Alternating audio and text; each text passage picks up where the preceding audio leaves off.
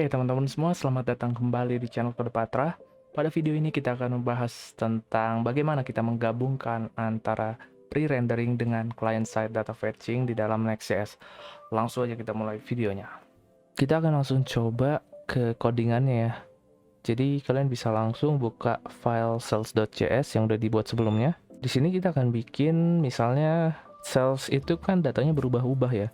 Jadi ketika kita buka pertama kali, dia itu udah disiapkan dengan pre-rendering, baik static site generation ataupun server side rendering.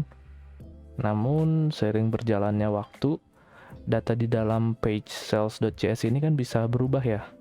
Nah itu kita akan ubah dia dengan menggunakan client side data fetching. Caranya kita harus membuat di sini antara get static props ataupun get server side props.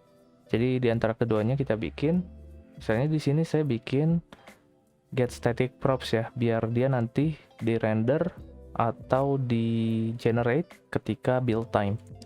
Kita bikin di sini export async function get static props.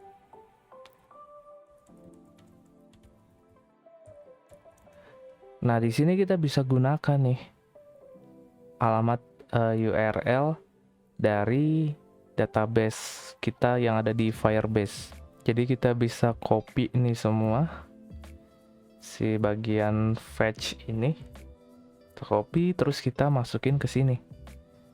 Tapi di sini kita bikin ininya kita hapus ya, kita hapus karena itu merupakan state yang ada di atas sini. Nih. Si sales ini. Jadi kita hapus. Nah, di sini kan sama seperti di atas ya, kita udah mengambil data dari database kita, terus kita ubah dia ke dalam bentuk array. Nah, terus apa yang mau kita lakukan selanjutnya? Ingat bahwa get static props ini mereturn sebuah objek ya. Jadi kita return sebuah objek yang mana berisi sebuah props. Kita isi dia dengan sales yang mana berisi si sales in array ini. Oke. Selanjutnya kita kasih juga dia revalidate ya. Misalnya setiap 10 second. Jadi ini akan dijalankan minimal sekali setiap 10 second. Karena dia ini merupakan promise, kita juga bisa bikin seperti ini nih. Misalnya const response, kita await si fetch ini. Oke. Nah, nantinya si response ini kita bisa await lagi.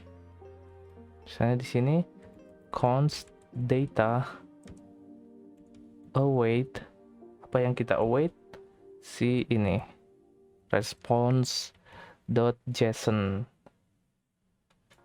Oke. Akhirnya di sini kita bisa hapus dia nih. Kita hapus ya. Oke. Kita save. Nah, ini sudah jadi. Ya sebetulnya sama aja, tadi juga bisa, cuma ini kita bikin dalam bentuk await ya. Oke, si props ini bisa kita mainkan di dalam si sales page props. Oke. Nah, terus kita mau gunakan di mana nih si props ini? Kan tadi saya udah bilang di awal bahwa kita biasanya mempunyai data yang berubah-ubah di dalam sales page. Nah, data pertamanya itu kita bisa ngambil dari si pre-rendering. Jadi dari si props ini. Makanya di sini kita bisa gunakan dia sebagai state awal dari use state ini, dari si sales. Kita masukkan aja di sini. Itu kan tadi awalnya datanya berupa ini ya, array kosong. Nah, kita ganti dia dengan props. Jadi di sini kita bikin si sales ini nih, karena dia array-nya di si ini, si sales, kita kasih nama sales. props.cells. Nah, nantinya ketika ada perubahan-perubahan data, dia akan di override oleh function ini di dalam client side. Nah, kita lakukan pengecekan. Itu kita akan return sebuah loading. Ini nanti bisa kalian ganti misalnya dengan loading spinner, cuma karena ini masih basic kita pakai teks dulu aja. Nah, misalnya kita save, terus kita npm run dev.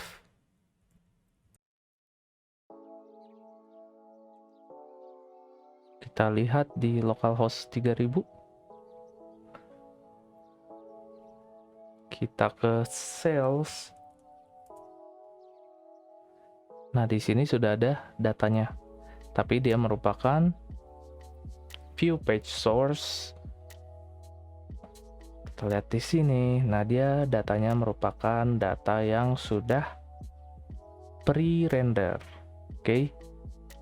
Maaf, di sini maksudnya di bagian sini ada si kode Patra sama Jono nih dengan jumlah 3 sama 67. Oke. Nah, misalnya kita tanpa ini, tanpa si state awal ini yang mana kita gunakan dari get static props, kita lihat datanya. Oke, view page source. Nah, di sini data si kode Patra sama si ini tadi nggak dimunculkan ya di dalam list. Jadi di sini dia state-nya masih loading. Karena emang ketika awal dia nggak mempunyai data dari server ya, dari pre-rendering.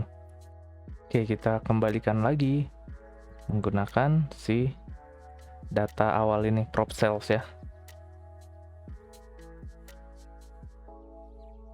Nah, dia muncul. Nah, gimana kalau misalnya ketika kita membuka page ini, ternyata ada perubahan data di sini? Nah, itu akan dilakukan oleh client-side data fetching ya. Kita bisa lihat simulasinya.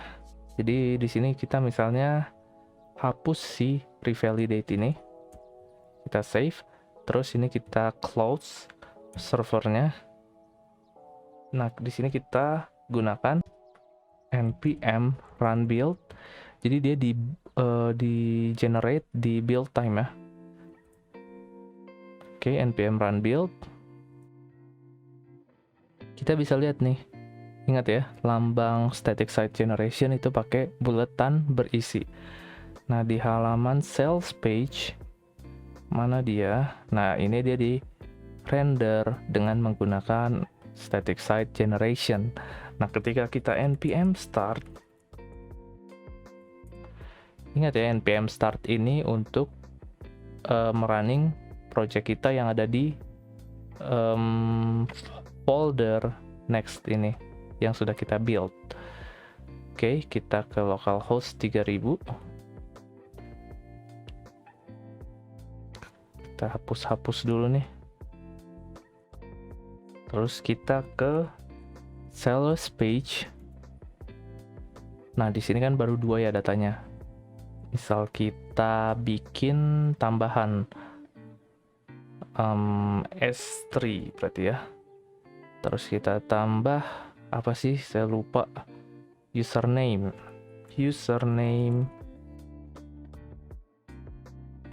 Andi. Terus kita tambahin lagi datanya volume. Misalnya 87. Nah, kita add nih. Kita add. Oke, udah ada data S3. Nah, di sini akan langsung terfetching. Misalnya kita reload. Nah, tapi di sini kita bisa lihat bahwasanya dia bukan merupakan bagian dari pre-rendering, karena yang di pre-render hanya kode Patra dan Jono, sedangkan si Andi tadi nggak masuk ke dalam pre-rendering karena dia di-render dengan menggunakan client-side data fetching. Oke, jadi ketahuan ya yang mana data yang di render dengan menggunakan pre-rendering dan juga yang menggunakan client side. Kalau yang di pre-render pasti akan muncul nih di view page source ini. Sementara yang di render dengan menggunakan client side itu tidak muncul di sini. Oke, jadi begitulah kurang lebih cara kita menggabungkan client side data fetching dan juga pre-rendering di dalam sebuah page. Oke, mungkin cukup sekian. Kita akan lanjut di video selanjutnya. Jadi, see you in the next video.